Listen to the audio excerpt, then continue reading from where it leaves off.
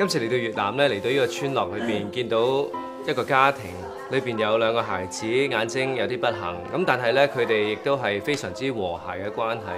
生活得好融洽，而家姐亦都識得照顧兩個小朋友，我覺得係好多時我哋香港嘅小朋友可能就會身在福中不知福，可能唔識得咁樣去咁成熟去處理一啲事，所以喺一個逆境裏邊，亦都係一個學習堅強嘅時候。今日咧，我好緊張，因為咧我有機會入去呢個手術室裏邊咧睇佢做手術，咁希望咧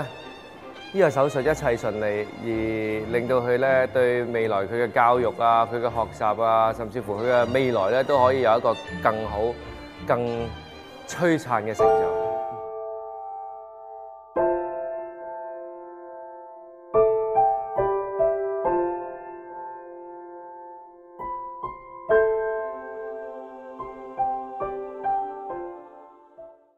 久久不能平復嘅感覺，因為第一次真係咁近距離睇一個手術啦，開頭都會覺得即係頂住，一定要睇啊！咁睇下嘅時候，到第二個階段就好想去睇下究竟係發生咩事。